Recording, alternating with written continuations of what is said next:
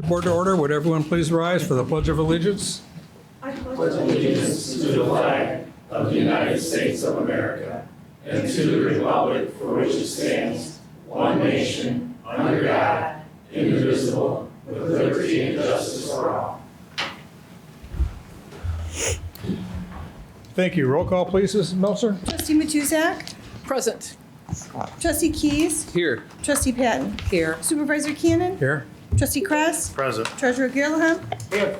Clerk Meltzer here. Thank you. Before we begin, Mrs. Meltzer, I know you have an announcement, a PSA for the upcoming elections. Thank you. Yes, it's 29 days till Election Day. It's not far off, and it's 19 days till early voting. And in the mail, you would have gotten any of these if you're a Clinton Township resident. This applies just to Clinton Township residents.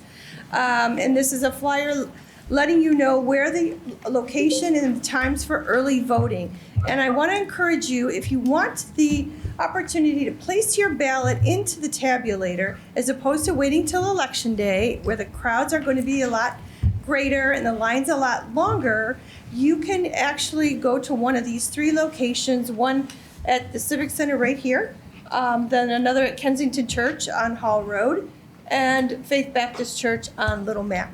So those are open for 8 hours, and for those, of those 9 days, 2 of the days are Sunday and 2 are Saturdays. So that's a day generally you're not having to work, and you can leisurely take your absentee ballot if you've got it in the mail and come over and put that ballot into the tabulator without much wait. Or you can get a ballot if you don't have an absentee ballot and vote your ballot as well. So thank you Good. for the opportunity. Mr. Gilliam, do you have anything about taxes? Okay, we're good then. Is there an approval of the agenda? So moved. Support. Thank you. Roll call, please. Trustee Patton. Yes. Trustee Matuzak. Yes. Trustee Keys. Yes. Supervisor Cannon. Yes. Trustee Kress. Yes. Treasurer Gilliam. Yes. Clerk Meltzer, yes. Motion passes. Thank you. We do have a consent agenda. Is there a motion to approve that? So moved. Support.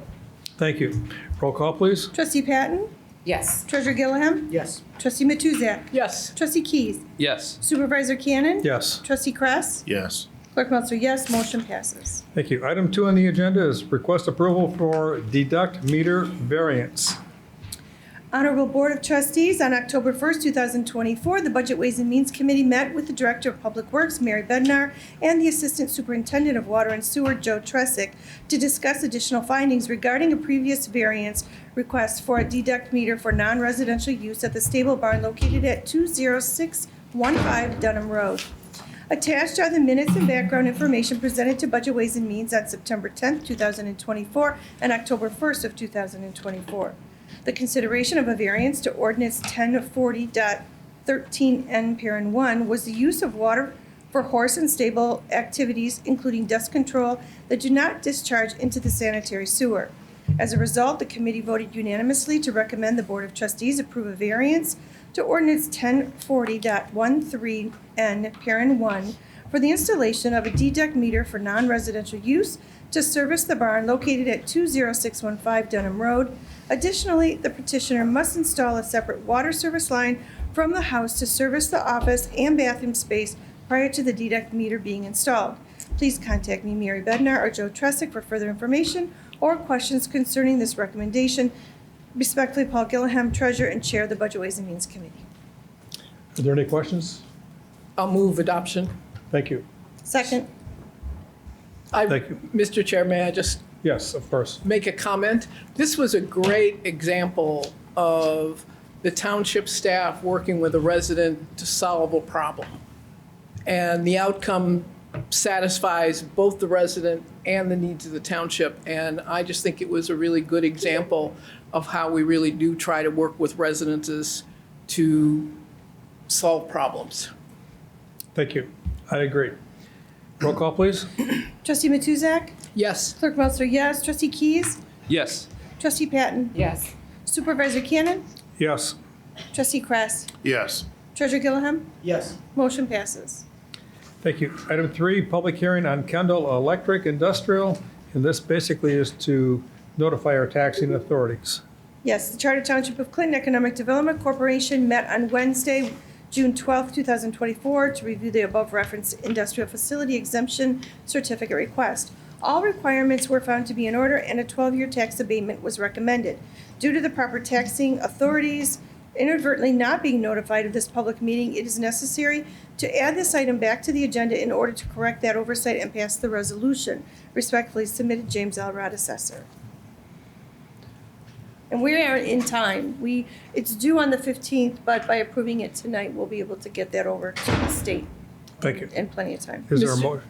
Mr. Chair, Yes. before I make a motion, through you to the Madam Clerk, Yes. my name is spelled wrong on all of the times it's in this agenda item. And while I don't really care, the public record should be accurate. Here, no, that should be, where is it spelled wrong at? Anyway, I will move adoption of Wait, this. tell me where you're spelling it, Yes. or we can do it after. There's no S. Oh, in the resolution? In the Yes. resolution. Ah, okay. All right, very good. We'll take care of that. Thank you. Yeah, there's an added number, there's an added letter Yeah, there. you're adding letters to my name. It's okay, but All right, apologize. happens to Polish names all the time, but it's not really accurate. No problem. All right, who seconded that? I support. No, I thought you. No, I moved it. I support. And you support, okay. Roll call? Trustee Matuzak. Yes. Trustee Patton. Yes. Trustee Keys. Yes. Supervisor Cannon. Yes. Trustee Kress. Yes. Treasurer Gilliam. Yes.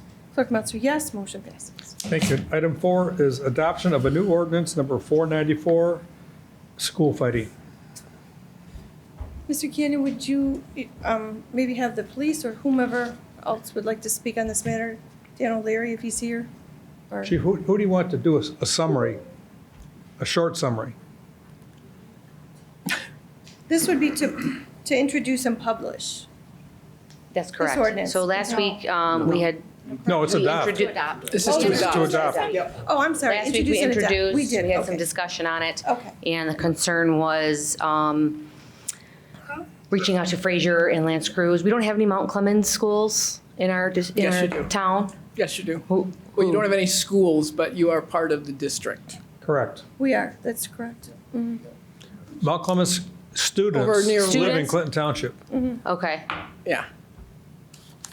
Okay, so we reached out to Fraser and they were in support. Lance Cruz had a brand new superintendent, so they weren't able to commit at this time, so they wanted some time to look at it. So that's where we were at with those two requests. So, I don't know. Is there anyone who wishes to speak against it? Sir? You have the floor. Fred Neenstead, Clinton Township, 41362 Justin Drive, longtime resident. I'm really want to understand how much authority the parents are ceding to the schools. The schools have responsibility, but are they going to act regularly in place of the parents' authority? Are they going to usurp because parents are too busy working, too busy arguing, or too busy with life to bother with parenting their own children? So there needs to be a strong oversight to make sure that the schools do not use this in such a way that it benefits them and enforces their authority in the lives of the children and how they are learning and what they're doing. So obviously, it's in the good interest of the society, our community, to have well-rounded, well-educated children and families. But if the schools usurp the authority of the parents, you are debasing the idea of the family. So how is this ordinance going to support family life? How is it going to redirect the wrongs that are in these young children's lives when they can't make decisions for themselves? There has to be an oversight, perhaps in the health community, that will make sure that parents are involved to the fullest extent that they can be, and that this is not just a way to snap them into attention, pay some money, and then walk away. there has to be a reinforcement mechanism to make sure that this is not simply another way to get an income stream. So I want to know that this is going to happen. I hope that the trustees would be able to comment on this. Thank you. I'll be glad to. As a former teacher for 25 years in a high school, I understand how hard it is to have discipline. And I believe this will take some of the sting away from the harsh discipline that had to be administered in the past when there was fighting. I think this will administer discipline in a way that the student can come back and get back to the classroom quickly and responsibly.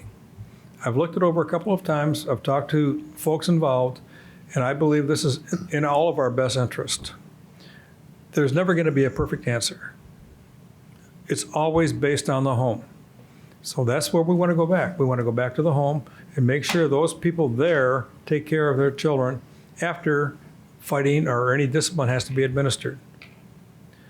And I believe that they've thought this through very carefully. Mrs. Meltzer? Thank you, Mr. Cannon. Yeah, I get Mr. Neenstadt's concern regarding parents losing their rights over their own children. I think we've seen that a lot over the years, and how a lot of the schools, take on so much responsibility. Now, it's not just teaching kids reading, writing, and arithmetic. It's more, all those social skills and the things that really parents are supposed to be doing and taking responsibility for. So I think that, if I'm understanding you correctly, that's your concern. Is this another opportunity where it takes away from the parents taking responsibility for their own welfare of their children? And I don't believe that is, I think, just the opposite. I think this actually encourages more parental responsibility. It's including the parents in the process if it comes to that level of a citation and having to go before a magistrate, maybe some mandated training or classes or something, community service, something to help kind of include in redirecting some behavior is really where it's at. And I think where the confusion too, if I could just go back to the Mount Clemens, I know the district is, but we're talking about school property. This is just an ordinance for school property is where it would be enforced. Correct. So I think that's where the confusion was. Yeah. Yes, sir. To touch on what he said, is at any point in the process, are parental rights overlooked or skirted in any way? I mean, Never. from No. the moment a fight takes place, can you kind of just briefly walk through what happens next? The school gets involved. Yeah, so the school's gonna get involved, like Mr. Woods. I'm sorry to interrupt you, but this is a fist fight, shoving, bullying. What kind of Okay, act so- triggers this? What triggers the fight? No, wait, so there has to be an altercation. Yeah, so there has to be an altercation, which Okay. I guess if you're saying what triggers it is, Yeah. I mean, it could be several Oh, things. absolutely, yeah, I mean, it could be boyfriend, social media. I mean, it could be everything. Okay. We never know until we sit these kids down and talk to them. And when we sit these kids down and talk to them, we're calling their parents. So a lot of times their parents are coming to the school. When And you say a lot of times, I'm sorry to interrupt you. A lot of times, are there times when the parents aren't called prior to the sit down, or is that a part of the process where they'll sit them down until they contact the parents, or are they reprimanded prior to the parents showing up? So we can spot the fight or something happening within the school. Maybe it's not even a fight. Maybe it is bullying. We'll try to do remedial aspects first, where the parents are going to be contacted. Okay. Now, as far as the fighting goes, we can never justify, hey, it's going to happen today, tomorrow, in the bathroom. We don't know. But when that fight does happen, parents are most definitely contacted. And if they can come up to the school, they will. So if they can't, Mr. Woods or the principal or whoever is administrative in the school, behavior coaches, social workers, they will talk to the parents. A lot of times we bring we bring the kids back together to try to just squash the issue. So we sit them face to face. What is going on? We try to get to the root of the issue. And if that's all exhausted and they fight, I mean, they've crossed that boundary. Okay, will there ever be a time where the kids are sat down in front of a police officer without representation of their parents or anybody, like just one-on-one with the police and the students? No. Without having the parents given an opportunity? No, so the only time I'll even be present is with administration, but me one-on-one with a kid, especially if it's to do with something criminal or This situation will not happen. Okay. A parent will be there or an administrator is going to be there. Okay, first you should tell us who you are. I'm sorry, Mr. McKinnon. My name is Timothy Victor. I work for Clinton Township Police Department. School resource officer for Glendale Community Schools. Yes. Thank you. Mr. King. Mr. Keys? Thank you, and thank you very much. I've tried to do a little bit more research since this was introduced. I think that some of the questions, although very interesting, when it comes to this ordinance, we really are talking about the after effect of the fight. We do not prescribe to any of the high schools or the elementary schools how they take care of a fight. We offer an officer at a contracted rate to be able to assist throughout any day in the school. So I guess what I really want to narrow in on is what criteria our officers are going to use when they decide to issue the civil infraction. This is after the fight. Will all fights in all of Clinton Township now have a civil infraction associated with them, or what criteria will we use when actually issuing that? So if I can speak on Clintondale Community Schools' behalf. We're going to look at their behavior logs. I mean, how many times have they been in a fight? How many times have they fought? So that's where the discretion comes into play. It's not about just issuing the citation right up front. And for the elementary schools, obviously they're young, and you brought that up last week. So with that being said, it's about the property. I mean, we can go back to like Fraser Schools. We had a detail last year at Walt Disney for a whole week because parents were fighting in the school parking lot. So this would also play a purpose for adults as well, or after school hours that 2 adults or 2 people want to go up to the playground at school and physically fight, which happens, believe it or not, a lot more than you think. And I definitely don't want to take away from that, and I'm not in the day-to-day, but I would assume we already have the ability to take those people to court, and right? Well, If 2 adults go to a playground and get into a fist fight, I thought this was more so that way we don't have to be so harsh on the students when they get into a fight. Correct. I don't want to be less harsh on the adults that are choosing Well, to be. right. So when you have to look at the prosecutor's office too, and it's all based on the circumstances. If there's 2 people mutually fighting, they're both mutual combatants, and sometimes they're not charged with it. Where this is a civil infraction handled at a district court level. And so you just talked me through, though, at Clintondale. Has there been a criteria that all officers in Clinton Township have agreed to for both Chippewa Valley, Clintondale, and the other schools? Or are you just speaking from your experience at Clintondale? Well, I'm speaking from the SRO from Chippewa is here as well. Oh, perfect. Hello, I'm John Cook, School Resource Officer for Chippewa Valley Detective with Clinton Township. So essentially, with talking to the administrators for Chippewa Valley schools, kind of the gap that we're trying to fill here is, like you said, not being so harsh on the kids to take them the criminal route, especially with the juvenile justice system. It's really about rehabilitation and really about just putting into place those expectations to make them, good law-abiding citizens and helping them to develop into young men and women. So a lot of times what you have, like my partner was saying here, you'll have a mutual fight where the prosecutor's office does not want to authorize charges. Unfortunately, the school discipline sometimes doesn't quite get their attention.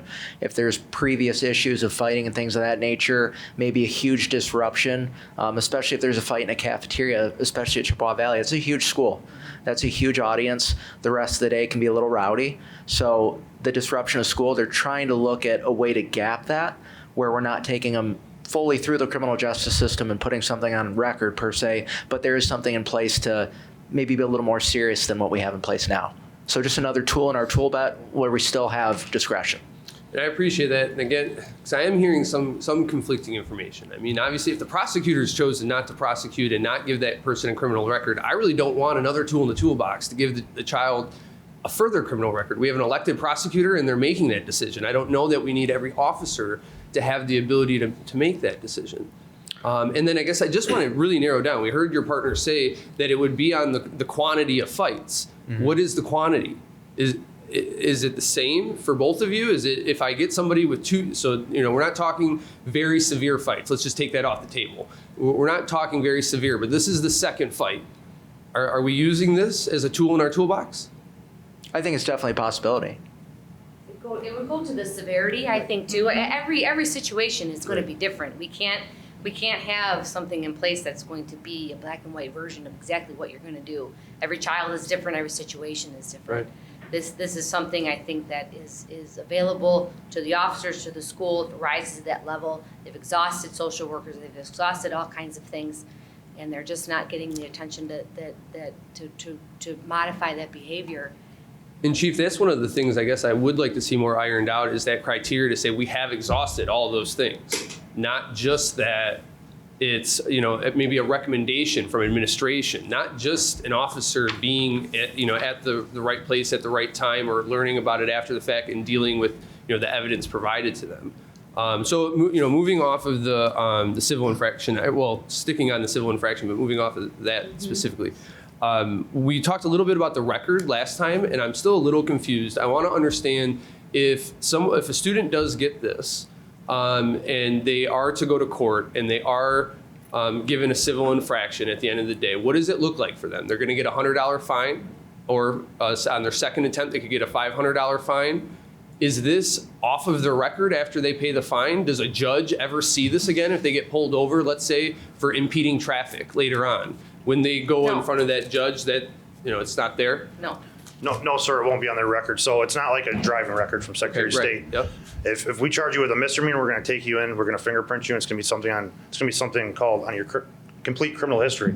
Or when it prints out, it's going to show that you got fingerprinted, which a lot of times if you keep getting in trouble, that's going to be brought up to the judge in future times. Hey, judge, he's got 10 assault and battery charges from this date to this date on his criminal history. This will not be on any part of their criminal history. That really makes me reassured in this ordinance. I hope that in working through this and throughout the next couple of years or whatever, we do see a bit more of a formalized criteria. I understand there's not going to be a one solution that fits all, but I do want to just assure that we're not using the harsh, judicial, not even harsh, I shouldn't say that. We're not using the judicial system to punish kids that I think, Correct. as you've all pointed out, we want to use all these other alternatives. So with that final answer, I'm going to support this today.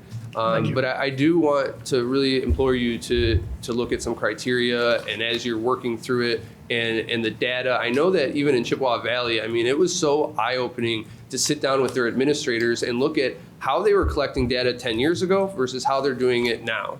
And to show some of the biases that were in that data. And that was really eye-opening for me. And so I just hope that we come to that with our eyes wide open, come to this situation with our eyes wide open, knowing that it's not like a driving record, that it's not going to be a judge has the ability to use this against a student if they come in front of them. Again, I'll be supporting it today. So thank you. Thank you, sir. To the board. Fred? Yes. So when I talk to the school board about issues of discipline or activities of students that may be questionable or reported offenses, this information is unavailable to the public. It goes through police officers, officials in the county, up to an office in the Michigan State Police, and is buried from the public view. I'm sure there's great reasons for it. The report that is given by the state police is an aggregate. It's not as well defined. It's simply so many of these types of offenses, so many of these, and a list, not identifying severity, not identifying local severity. Maybe one school district has a bigger discipline problem than another. This kind of information is not available to the public. So as a trustee of this township, being able to see this information, I would hope that somehow the township would get involved in finding out what's happening in their schools. How many violent crimes are actually being committed? We hear the report of a young student in East Point. I don't want to see these children's lives destroyed because they're young and ill-prepared for choices. The problem is that our society does not have the information it needs to properly evaluate this potential for a lunchroom brawl. We don't understand the nature of the problem. We are not told the severity of the problem, and we are definitely not invited to have a part in the solution of the problem within our schools. Thank you. Thank you. Okay, we've heard from several board members and the audience. We have a motion on the floor. Roll call. We do? I'll make a motion. Yeah. Oh, I'm sorry, I thought we did. I'll support. The fight, yeah. Roll call, please. Mr. Cannon, just very briefly, we should point out that we have a couple of school board members Yes. in the audience that might want to introduce Well, themselves. or I weigh asked in. if they wanted to speak. Okay. He did. He asked. Mr. Gilliam. I just, you know. Thank you, Paul. As well. Jared Maynard, President of the Clintondale School Board. Fred brought up some good points, but I happen to agree with Mr. Keys and Mrs. Matusik today. If you read the board packet, my superintendent spoke about how this would be a very helpful situation to help in all schools and including ours.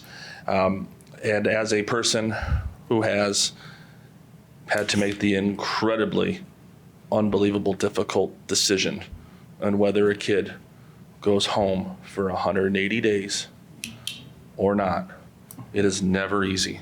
So anything that can get us from, that we can keep, it's like this. At 10 days, they got to come see us after 10 days. So if this helps us minimize that and keep kids learning and keep their behaviors moving forward in a different direction, including with all of the restorative stuff we're doing, I am all for it. Because it is not easy to send a kid home for 180 days. I don't want to say that it haunts you, but it bothers me for several days after those votes are taken, because you look at it and you have no choice but to do it because of the offense. And you're like, come on, if we could have caught it 2 months ago or we could have caught it beforehand, this is there. And part of this particular thing is they've got there's the ability for community service in this item. So they learn their lesson. The parents are involved. Believe me, if you throw fists, your mom's getting called. Your dad's getting called, or your grandma's getting called. Whoever's responsible for you is getting called. You're going to be asked to come in. So hopefully this serves the exact purpose that everybody here is thinking it's going to serve. So I do support it, and I think there is enough precautions inside of this to make sure the parents are involved in every step of the way, because I'm certainly tired of only seeing the parents when their kid is sitting in front of me to be expelled. So I'm really hoping that this will work the way it's said to be. I encourage you all to vote for it. Thank you very much. Thank you, Jared. And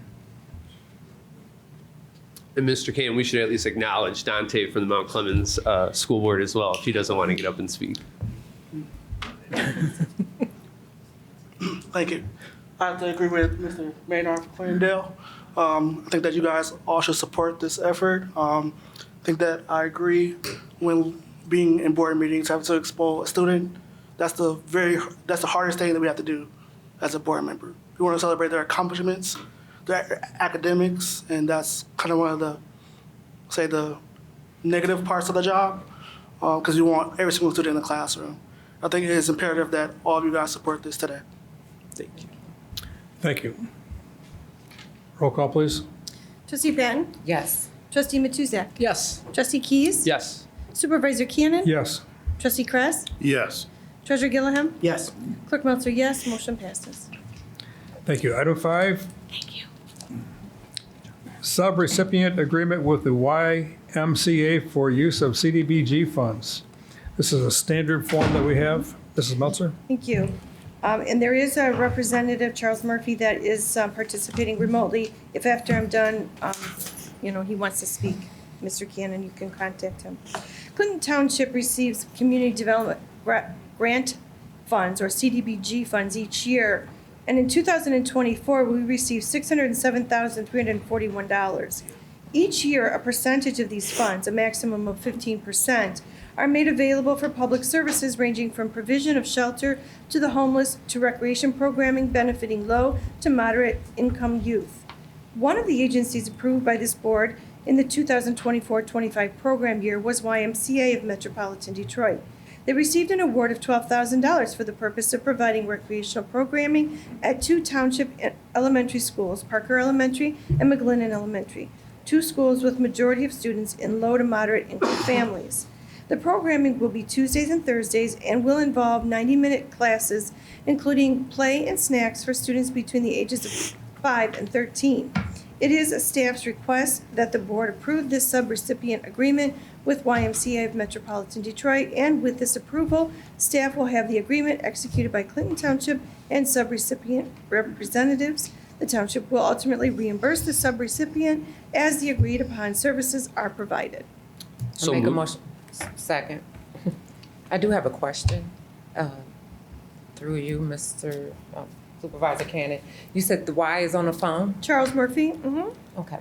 How many, I know it said about 1,000 students had been served, utilizing this program before. Are we still at 1,000, or is there more or less? So that's what I'm sorry, can everybody hear me? Yes. Okay, sorry, Charles Murphy, YMCA.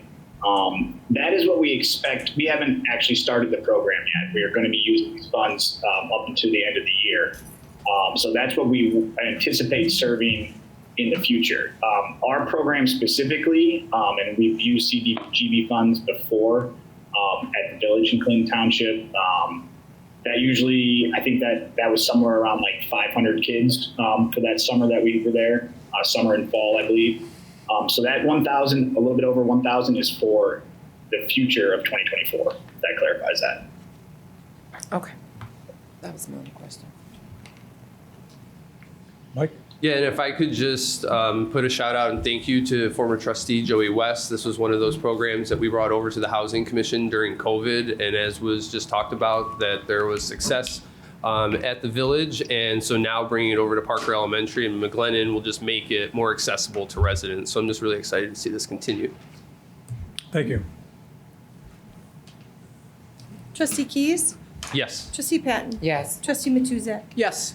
Supervisor Cannon? Yes. Trustee Kress? Yes. Treasurer Gilliam? Yes. Clerk Melser, yes. Motion passes. Thank you. Item 6, request for a bid award for the water main replacements on 14 Mile from Kelly to Beaconsfield. Dear board members, on October 3rd, 2024, the Charter Township of Clinton's Clerk's Office received a total of 10 bids and processed a total of 8 bids for the above referenced project. 2 of the bids were rejected for not having a contractor pre-qualification for the 2024 calendar year on file with Clinton Township.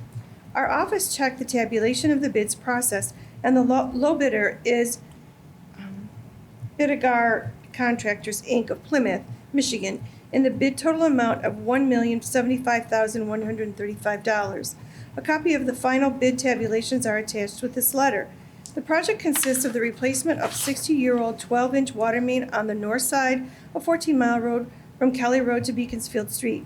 Additionally, a new 8-inch water main is being installed on Whitaker Street to improve system redundancy, and a failed 8-inch crossing under 15 Mile Road at Cordelia Street is being replaced.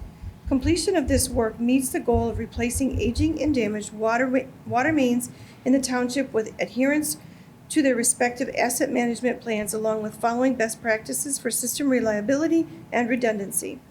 As a condition of the bid requirements, prospective bidders were required to be pre-qualified in water main replacement and construction and horizontal directional drilling for water main or low-pressure sewers. Bidigar Contractors, Inc. provided the necessary pre-qualification information to be considered for bid award. The bid results were reviewed with the Director of Public Services and Township personnel. Based upon the bid submitted and the conditions noted above, we recommend that the 14 Mile Road water main replacement Kelly Road to Beaconsfield Street project be awarded to Bidigar Contractors, Inc., located at 939 South Mill Street, Plymouth, Michigan 48170, in the amount of $1,075,135. Sincerely, Scott Chabot, Project Manager with AEW. Any comments or questions of Mr. Chabot, who is in the audience this evening? Mr. Keenan? Yes. Yeah, just quickly to Mr. Chabot, it may be an oversight on my part, but I don't recognize this contractor too much. Have we worked with them before? Yeah, actually, they just recently completed the project on Clinton River Road. Oh, okay. And they did a good job on that with their directional drilling. And in AAW, we've worked with them in a number of other communities, and especially in this directional drilling work, they've done a great job for other communities as well. Great. Okay. Thank you, Mr. Keenan. Mr. Cannon? Yes. If I can just add that this project is in front of the 14 Mile Road project that was approved by the board last board meeting for the road replacements. So this is using asset management and getting in there prior to that, so that we don't put a new road in and then turn around and have to dig up or directional bore a 60-year-old water main. Yeah. Thank you. That is a good example of doing that. Thank you. Yes. Do we have a motion on the floor? So I'll moved. make a support. Roll call, please. Clerk Meltzer, yes. Trustee Patton? Yes. Trustee Matuzak? Yes. Trustee Keys? Yes. Supervisor Cannon? Yes. Trustee Kress? Yes. Treasurer Gilliam? Yes. Motion passes. Thank you. Thank you. Item 7, request approval for a grant for the Prince Drury Playground. And I want to thank the person that wrote this for writing it in much bigger font. I didn't bring my glasses today. Mr. Brett Middlestead. I will read that, but If you want to look at the letter behind I it, much forgot my longer and glasses, so- smaller font. Dear members of the board, the Department of Public Services is requesting an amendment to the budget and a waiver of the purchasing policy from the Board of Trustees. This request aims to replace and upgrade playground equipment at Prince Drury Park. Due to a grant opportunity from Game Time Sinclair Recreation, the project's cost will exceed the initially budgeted $200,000, requiring an additional $74,930.37 to be transferred from infrastructure funds to cover the new equipment costs and construction contingency. The grant, which only covers equipment costs, necessitates a prompt payment to Game Time to take full advantage of the funding. The department seeks permission to bypass the usual bidding process due to the specific conditions of the grant and the use of Game Time Sinclair, a provider familiar to the township for great playground installations. This project was discussed with the grant and the Prince Drury Advisory Committees, whom both expressed approval and proceeding with this proposal. Thank you for your consideration of this request, and I am happy to provide any further information or clarification you may need. I look forward to your favorable response. Sincerely, Brett Middlestead, Assistant Project Manager, Department of Public Services. I make a motion for approval with the waiver for the additional amount of the $74,930.37 to be transferred from the infrastructure funds to cover the equipment costs and construction contingency. Support. And, I do have a question. and the waiving of the bid policy. And the waiving of the bid policy, thank you. You have the floor still? Then So you hold the floor. I did have a question though. So was it originally budgeted for that $200,000 amount that? Yes, so we originally budgeted for $200,000 to do the playground, and then we were able to apply for a grant that we were able to get approximately $220,000 for. But in order to get that full $220,000, we had to increase the budget so we could get more equipment because it only covers the equipment. So we wanted to leverage as much money as possible. That's why we're asking for the budget amendment. That a budget amendment also includes a contingency. So hopefully we won't, we usually come in under that. So, but we wanted to make sure that it was at least budgeted properly from the get-go. So is this like labor? If the other part is more so equipment cost, what is So the rest not of all this? equipment counts towards the grant equally. Okay. So what happened is they have a list of different pieces that would qualify. And so we went back and forth. We went through four or five different iterations, and kept saying, "Get me more equipment that meets the We're kind of going with a Ninja Warrior theme, but still have inclusivity included. We're adding some of the different inclusive playground features so that playground as well has some of those. So that was kind of the purpose. I know the rendering looks great and the equipment Yeah. does need to be updated, so I'm glad that's taking place. And I think they would really, anybody can use it, but I think it'd be really enjoyed this time We around, did so. discuss putting around fitness equipment around, and unfortunately the grant didn't cover that. So at this point, we are not putting that fitness equipment in, but the Prince Drury Committee has said they might be interested in trying to fundraise for that in the future. So that will be something in the future we will keep a look out for. So right now, it's just what's in the rendering, which is the big playground and then swings, as well as the smaller playground for the 2 to 5-year-olds. But that's a graduated system. So 2 to 5-year-olds can get the success of learning how to hop and jump and all that, to then get the joy to go to the bigger one that has bigger hopping and jumping. That's good. So the $74,000 doesn't include the fitness section? Does not. No. Okay. Mr. Kress? I've got a question regarding the foregoing the bid process. What are we accomplishing by foregoing the bid process? It seems like on playground equipment, this isn't the first time that we've, didn't put it out to bid, and I want to understand why. So this grant is actually a grant by the company, Game Time, which is the playground equipment. So we're receiving $220,000 worth of equipment for us to use them.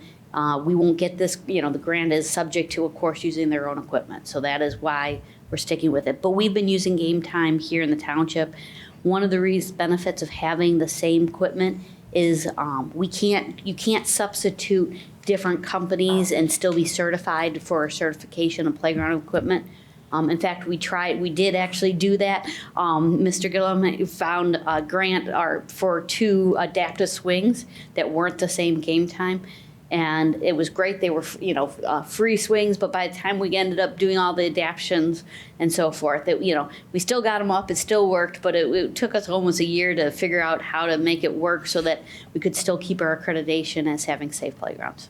Okay. I absolutely support the project, and thank you for clarifying that. Yeah, it's fun. It is funny because there's, we're not the backgrounds, these aren't backyard swings, so we have to make sure we keep the accreditation. If I may. Yeah, no, so I think this is an example, another good example, because we talked about, asset management with the 14-mile road project. We're doing the water main at the same time as the, or rather just before the pavement gets replaced with federal money. And that then leverages, the disruption. It limits the disruption. It leverages new dollars flowing into the community. This is another example of that. We spent all this money for the inclusive playground, and now this company is saying, hey, we want to make sure we honor the commitment, and we want to provide additional funds and additional equipment. And it also uses the federal infrastructure money that was provided by the federal government. And our criteria for those dollars was, how do we leverage using these dollars in a way that leverages more money coming into the township? In this case, it's actually a private company providing more investment into the township. And I think that's a great thing. And I think this is economies of scale, and it's bringing people together and, doing more with less dollars. Thank you. Our staff does a good job. Dollars available. No, I agree. And our staff does a good job doing that. If I can correct myself, the grant is for 120,000, not 220. I'm adding up my numbers wrong. Sorry. Mr. Cannon. Thank you, Ms. Bennett. Yes. Just one final comment. I'm very excited about this. It represents a very visible investment in that park, part of our continuing investment in that park, getting the dirt and grading it to make it a better field, replacing the falling down ballpark areas, redoing the horseshoe pit, fixing up the grills. We have done substantial work in this park that had been frankly neglected for a long time, and this is another really visible way to support that community that has seen a lot of disinvestment and trauma over the years. And I think this is a really good project. And yes, we would like to add the adult exercise equipment and some benches along the walkway, but we're going to work on that. Thank you. Roll call, please. Trustee Patton? Yes. Trustee Matuzak? Yes. Trustee Keys? Yes. Supervisor Cannon? Yes. Trustee Kress? Yes. Treasurer Gilliland? Yes. Clerk Melcher, yes. Motion passes.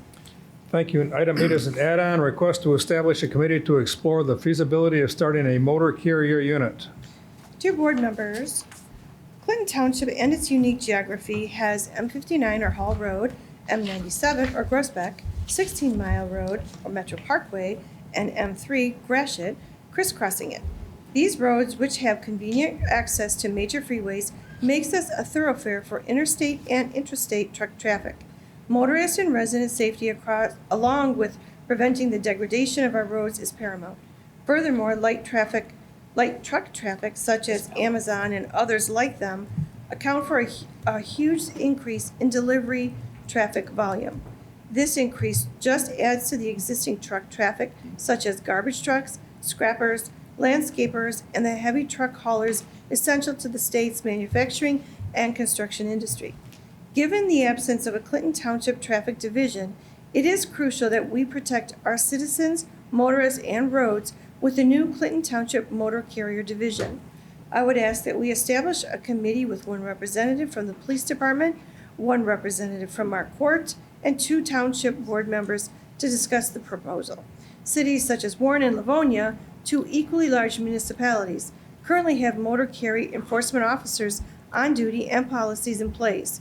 I look forward to discussing this at the board meeting October 7th, 2024. Sincerely, Dan Kress, trustee. Thank you. This was your add-on, so you have the floor. Yeah. What I'm looking to do, as what she said in my letter, is I'm looking to establish or investigate and look into a motor carrier unit. As the letter said, we've got major thoroughfares through our city and Township. I'm sorry, through our township, and the fact that they're not being policed, I'm sure they're being policed on some level, but a motor carrier is specific to trucks, heavy trucks, scrappers with barbecues and bicycles balanced on their roof, landscape trailers with lawnmowers not tied down, that sort of thing, missing mud flaps, dirt coming off of trucks, trucks not tarped. And you have to remember, this isn't intended to pick on Clinton Township businesses or trucking companies within Clinton Township. Because of our location, we've got trucks coming from the Thumb. We got trucks coming from up north and as far down as Florida, Arizona, that crisscross our township. And I think it's important for public safety first and foremost, to police these trucks. And I propose, and this would be talked out in the committee, maybe 2 units or 2 officers that are trained in motor carrier.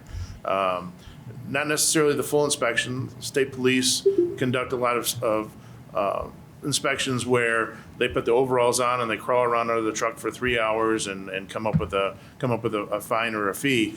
But if a motor carrier pulls over an unsafe truck, it gets towed away. If a motor carrier pulls over a truck that doesn't have, the driver doesn't have the correct certification, it gets pulled away. If it's unsafe in any way, whether it's a airline or leaking fluid, this could even extend into garbage trucks leaking in our subdivisions. Once again, public safety is the most important, and I think that it's something we should look at. As my letter mentioned, we no longer have a traffic division. A lot of these trucks probably would have been caught by people on patrol, doing traffic work. I would like to at least look at it. Once again, like the letter said, Warren and Livonia do it. A lot of we're unique because we have a police department. So it's something we can look at, whereas Lenox Township and other townships that don't have a police department use the county sheriff. And of course, the county sheriff does it, they get the monies. Our court has more than enough capacity to handle these, and I know they're just as interested in public safety as we are. Further comments? Mrs. Patton? I understand where Trustee Kress is coming from in terms of trucks and things like that, but I don't think overall that's the priority. And to form a committee to look at that, again, it takes another police officer away from their job or a PTO time or whatever. And I don't think right now that, I don't know if you spoke with the police before you brought this forward, but right now you have speeders, you have traffic accidents all day long. There's almost a traffic accident in Clinton Township every day because somebody's speeding around or distracted drivers. I think that in itself is our priority. So not having a traffic enforcement division right now, that motor division actually comes off of that. It branches off of that. So until we get a traffic enforcement division, and not just 2 officers or not just 2 police, I don't think this is something that takes precedent. And that's just my personal opinion. Again, just speaking to some of the officers, I know they get tied up. They're doing a lot of overtime. Some people are calling up, they're using their PTO time. Overtime is even a challenge to get people to come in. So to try to even say, let's do a committee for this particular thing, that's one more thing for them. And it's, again, our traffic enforcement we absolutely need, because it can absolutely save someone's life.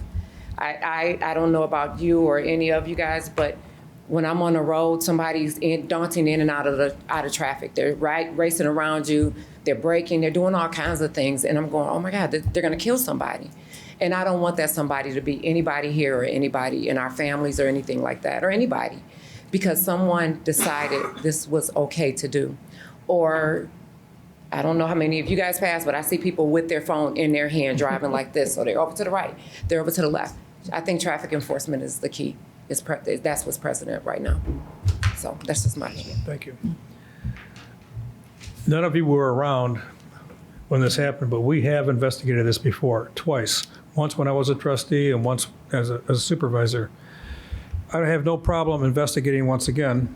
And I know that Mr. O'Leary and I have talked about it. Dan, would you kind of give a summary of what you thought would be a good plan for the board moving ahead, encompassing what you're interested in, at the same time doing it cautiously?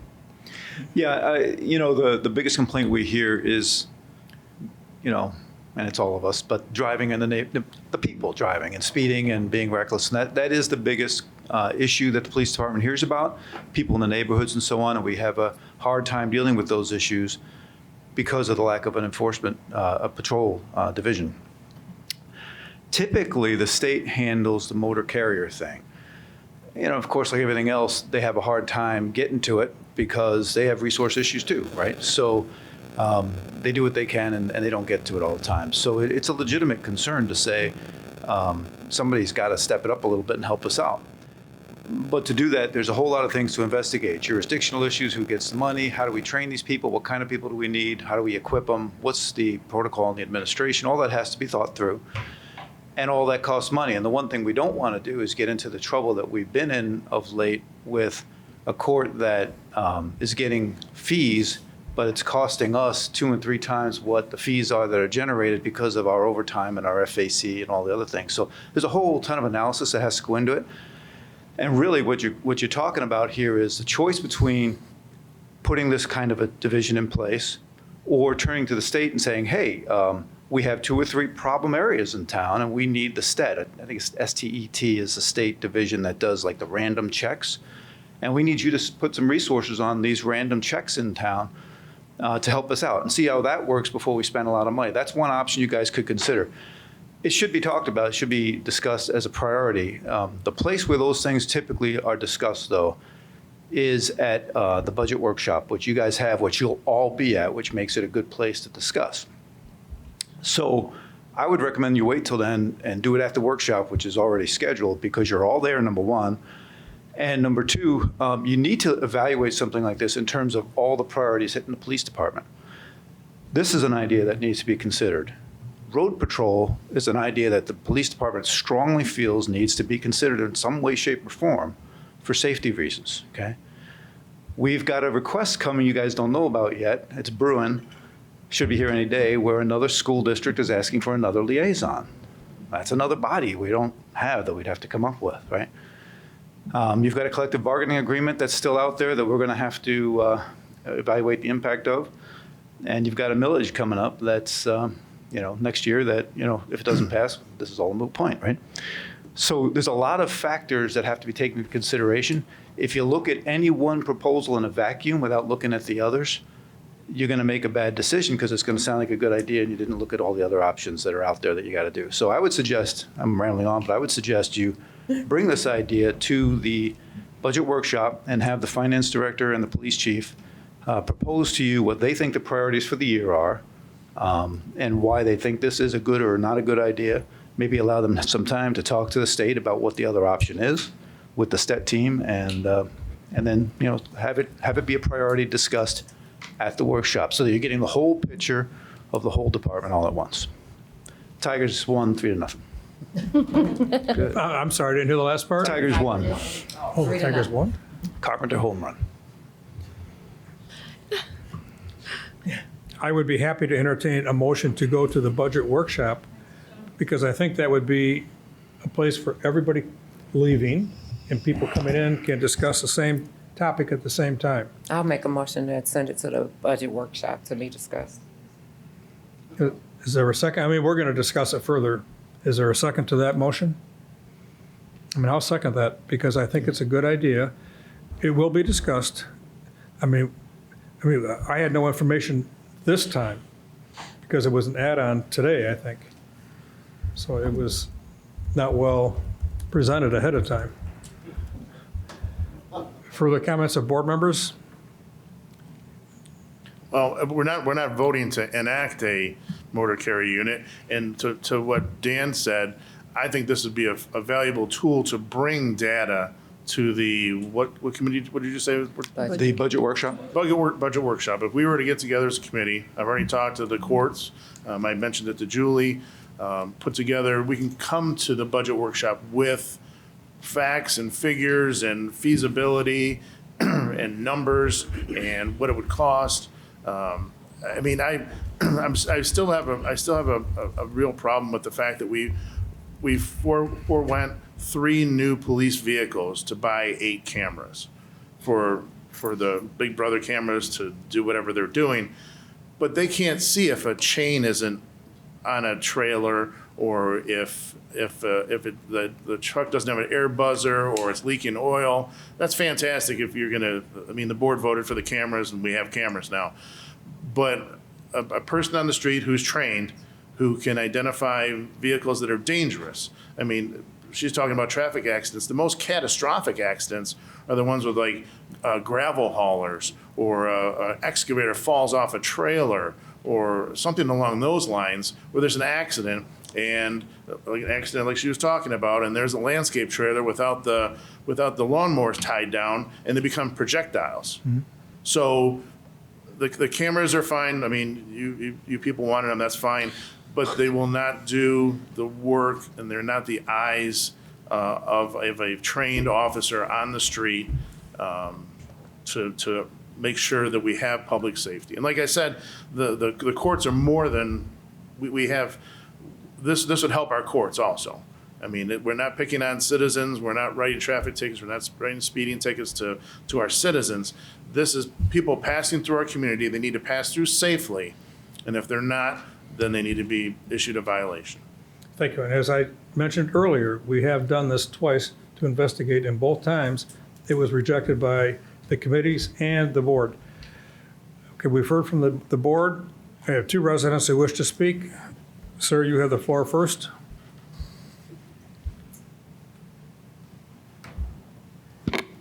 Sam Bushel, 18546 Wayland Drive.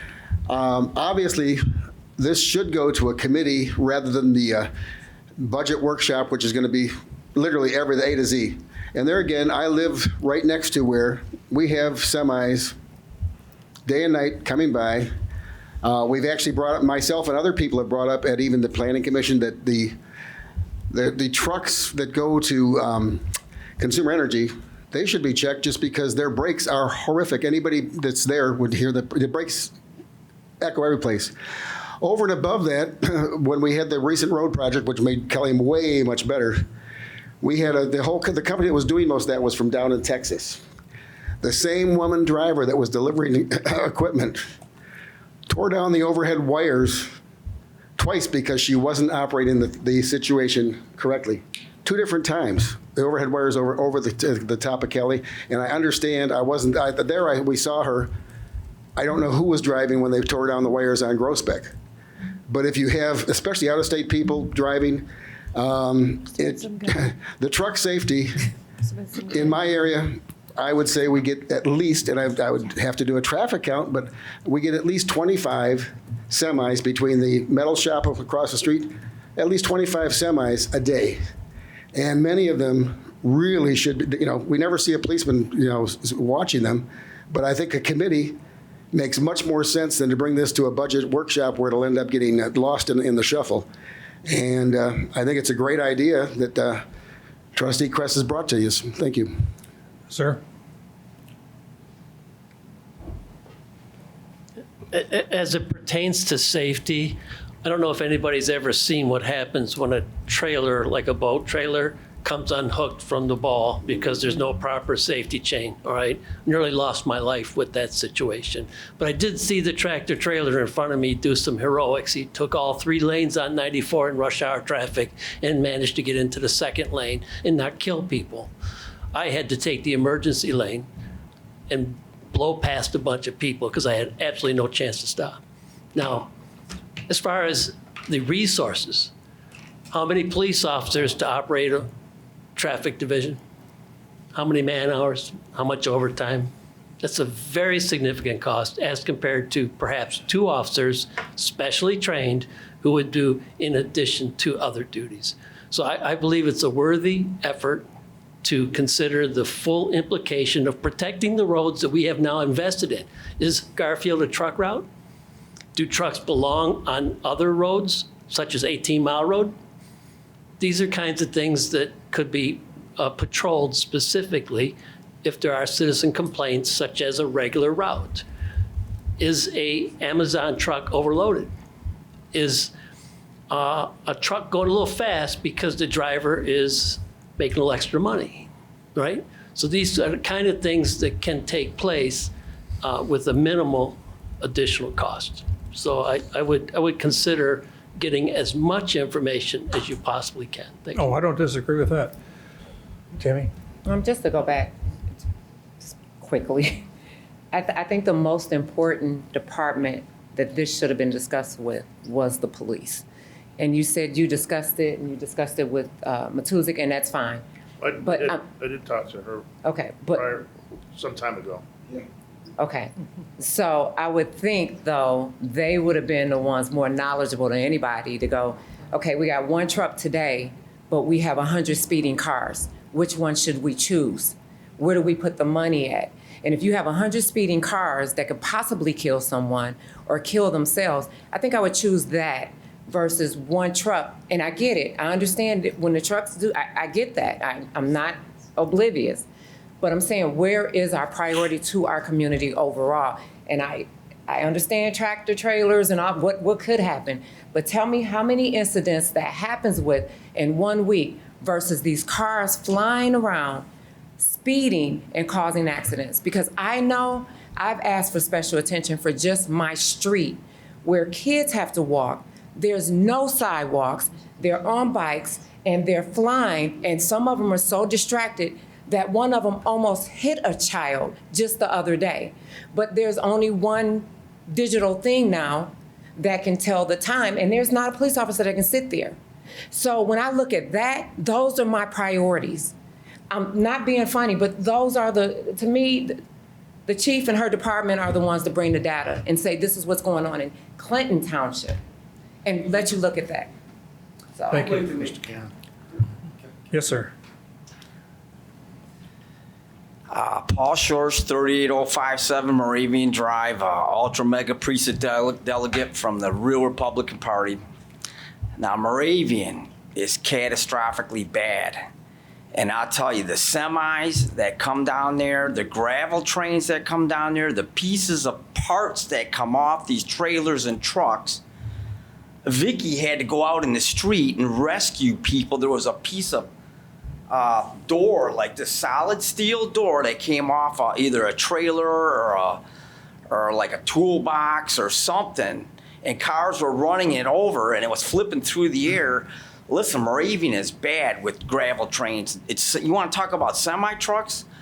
Probably 25 a day at least, and they are speeding down Moravian. And some of these people are doing 60, 70 miles an hour down Moravian. You want to talk about speeding and bad roads? Listen, where we live, there's so many car parts and hubcaps and stuff falling off these trailers and trucks and cars, you wouldn't believe. I could bring a truckload of stuff right here and show it to you guys. It's bad. I mean, like he said, Dan, you're right. I mean, some of these trailers, they're pounding by and hitting them potholes, and stuff is flying. And I mean steel. I mean, angle iron, this, that. I mean, if I brought this all in here, you guys wouldn't believe me. I mean, and this all came off trucks and trailers and stuff. And I'm telling you, they are speeding, you know. So we really need to pay attention to this. I mean, there is no sidewalks on Moravian. There ain't even a nice gravel stretch shoulder. There's just holes. It's bad. It's really bad. Thank you. Mr. Cannon? I did talk to Trustee Kress about this afternoon, and he asked if I would be willing to be on this study group, and I said I would be.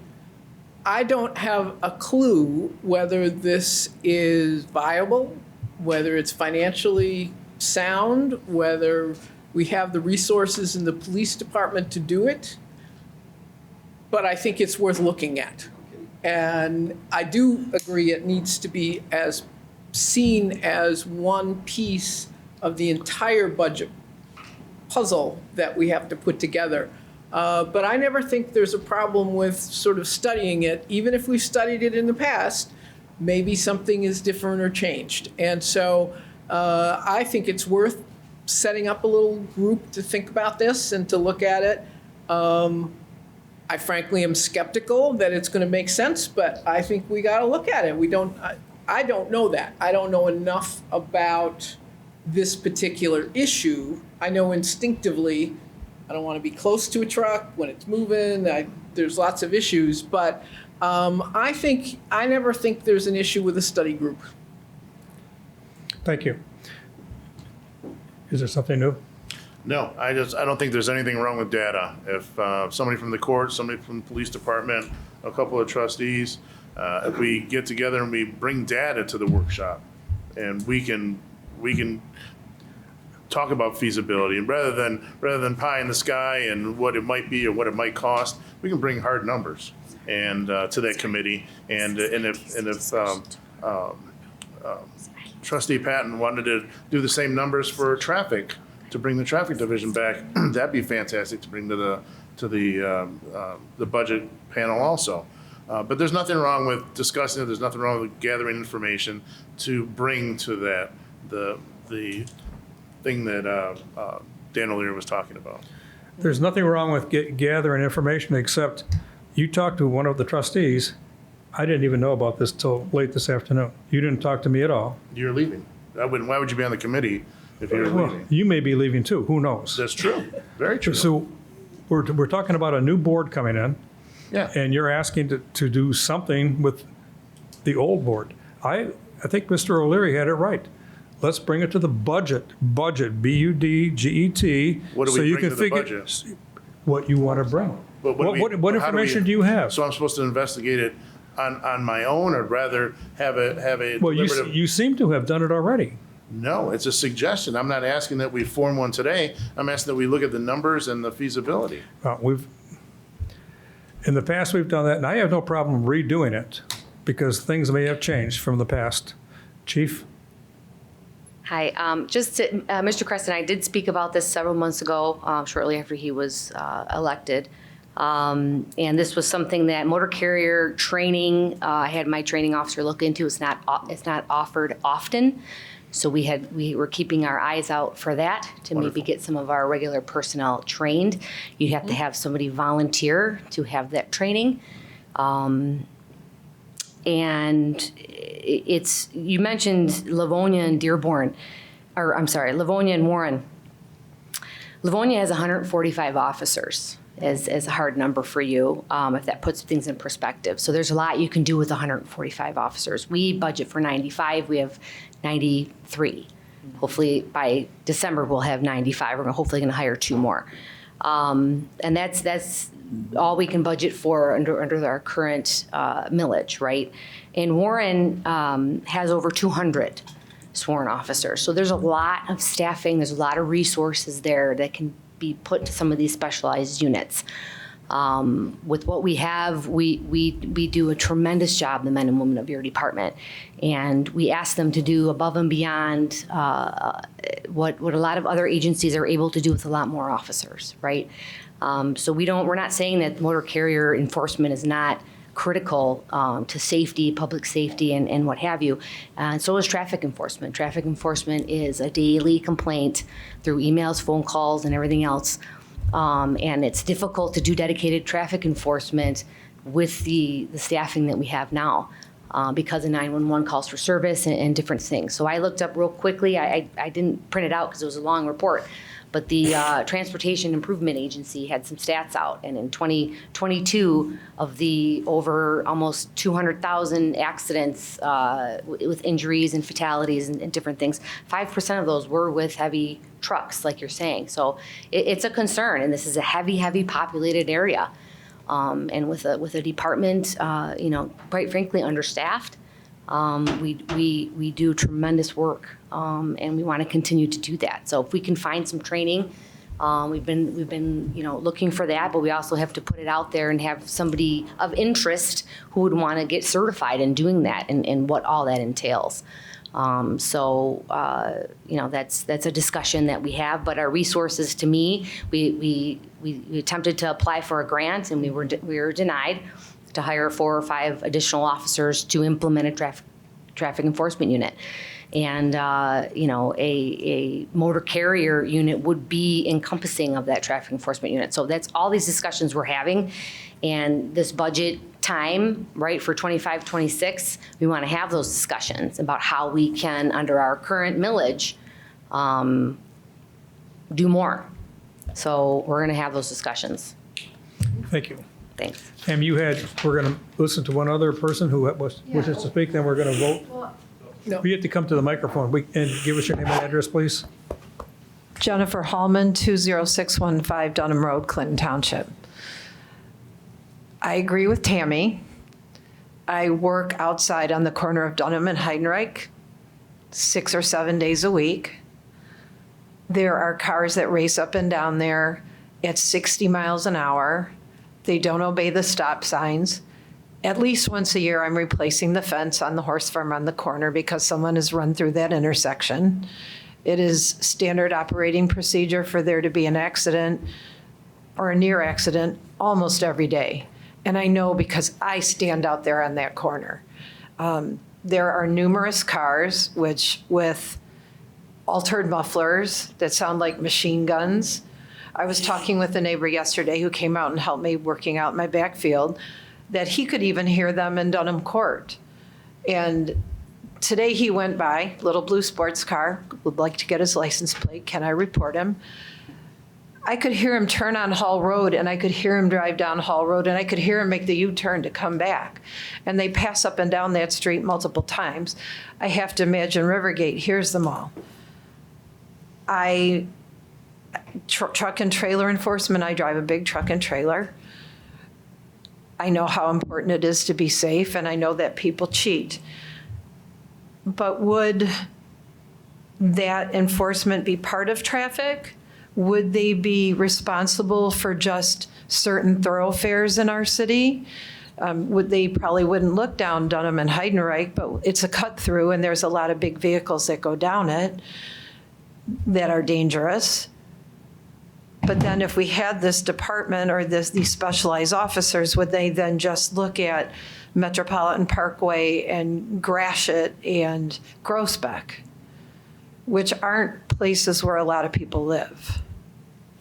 So I think there are two departments that would have to be the same or part of each other, and we would definitely need more police officers to do that job. Thank you, Jennifer.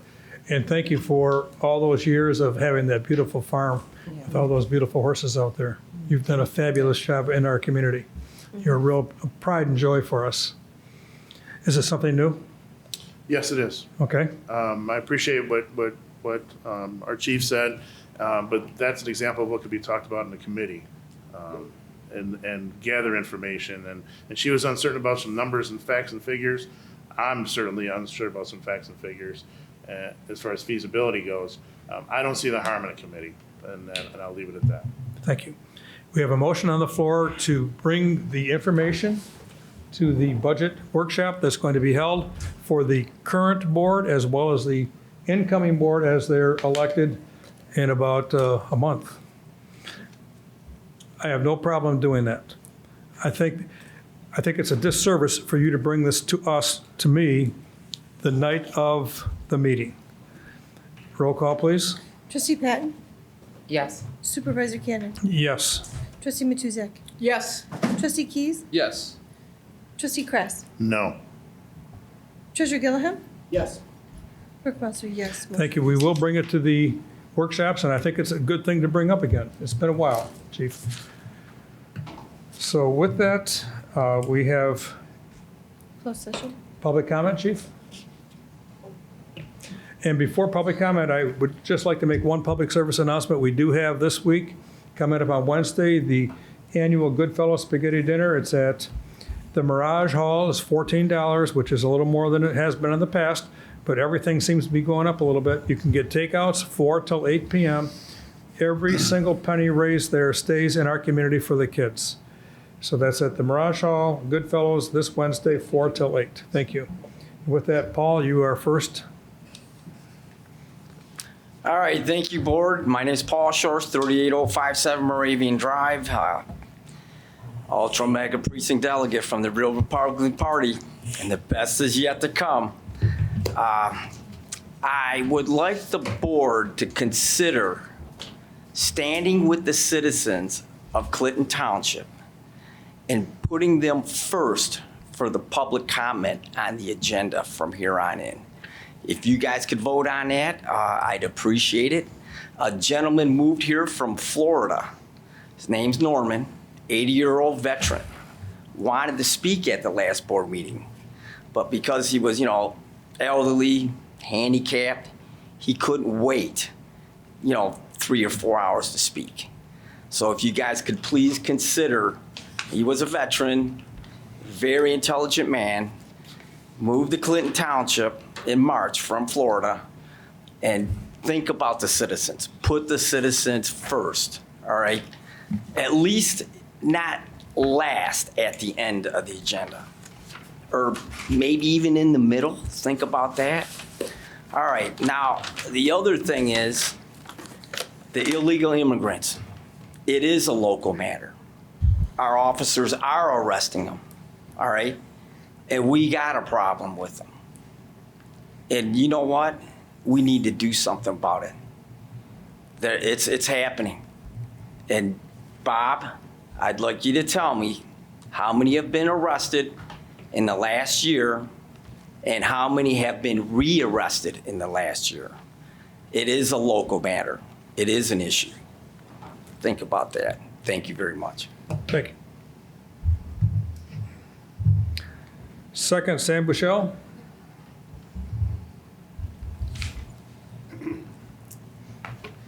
Sam Bushell, 18546 Wayland. Basically, I want to talk. I was going to talk about something else, but then this add-on, I should say, the closed session that's going to be talked about. You haven't voted to go into it yet, so maybe you're not going to. But it involves multiple condemnations of public and private property, the taking of private property. There again, people being notified have, I believe there's 12 cases going on right now. Have the citizens that own this private property that they're going to be condemning, are they notified that this closed session is coming tonight? And there again, I also would hope you would stand with the citizens of Clinton Township. If this thing goes through, there again, we have a law that we passed to protect Harper Avenue for the water tower. And that's why this company that's putting this in, this ITC, they weren't even going to come to the township because they didn't have to by state law. It's a matter of but we have an ordinance. Thank God we got an ordinance to protect the citizens. I'm asking you to very much enforce it. And it's hard to believe the amount of tax dollars that are going to go down the drain when all of these places, you're going to end up having, as a real estate agent said, the condos are going to go down 30 to 40% in value. The businesses, the one wanted to put a third floor on, will not be able to do that. It's a matter of, it does not make sense that you would not stand behind your citizens. We have an ordinance for essential services, and I think it's obviously important that this board, whatever they're going to do in the closed session, if you vote, again, you haven't voted to go to this closed session, but if you vote to go to the closed session, and our attorneys, hopefully, I brought this up also at the Budget Ways and Means. We always talk, you always hear talking about stuff going to the Budget Ways and Means. I pointed out at the Budget Ways and Means this past week on Tuesday that it would obviously, they literally should take a stand on exactly how this affects the budget. And this should come to the full board that the Budget Ways and Means will put it on the board. You people, on Monday last week, You decided to defer voting on this situation for 3 weeks, and now a week later, you're doing this. And there again, we never saw the site plan. I was at the planning commission and at this meeting. You've never put up what the site plan is looking like. But anybody can go to one of the power line locations and realize the 150-foot wide is just desert. And I think that you have to stand behind the citizens. All of us, if we have to drive down 19 Mile Road, are going to be going by something that isn't going to be very attractive all the way from Hayes to the hospital. I have 5 seconds. Hopefully you will consider that. And I'll be talking on if you'd vote to go on the closed session. Thank you, Fred. The Township Supervisor and the board, again, my name's Fred Neenstead. So with elections in Michigan, our Secretary of State has an abysmal record in the courts for administrating the law according to the intent of the people. She is using her authority unilaterally. She is making interpretations of signature verification procedures that have been rebuked in the courts. And there is now multiple lawsuits investigating the primary election in Warren. Some of these have been dismissed. Some of these are ongoing. But it appears we'll not know the status of these cases until after the election. 7 residents of Macomb County were charged with felonies. Prior to that public announcement, there was another announcement by a private organization that uses public qualified voter files to investigate and analyze instances of double voting. It could be that a particular individual case of the 6,100 that were reported by this private organization is a spoiled ballot and an in-person ballot. That could be a possibility. But the Attorney General has set a precedent now that every single case of double voting that violates the law is going to be punished with a felony charge. There are a reported over 6,100 cases of double voting after analyzing the qualified voter file from the August primary data. I think we need to examine the instructions from the Secretary of State that were faulty, that were guidance for signature verification procedures. This isn't an idle matter. This goes to the heart of our elections. With the wide open access and availability of ballots in our community, we need to know exactly where those ballots are and who's using them. I encourage the board to make an investigation if there is any double voting in this township. Thank you. Thank you, Fred. And that's why Mrs. Meltzer's got a very difficult job right now. So that's our public comment. We do have one more item on the agenda, which is a closed session. We will not be coming out of closed session. It will be an update by our attorneys and staff regarding the ITC issue. So is there a motion to go into closed session? So moved. By Mr. Key, supported by Mrs. Patton. A roll call, please. We don't vote, you don't discuss going into closed session. Roll call, please. Trustee Keys? We Just a allow case. public participation at every item. I'm gonna let him speak. We have something else. So you're gonna let him speak. Oh, yeah. But he's not gonna interrupt us. Yes. Trustee Patton? Yes. Trustee Matuzak? Yes. Supervisor Cannon? Yes. Trustee Kress? Yes. Treasurer Gillihan? Yes. Clerk Meltzer, yes. The last item to vote on is to adjourn. You have a discussion item. Very much so. It's kind of old news considered you've already voted on it.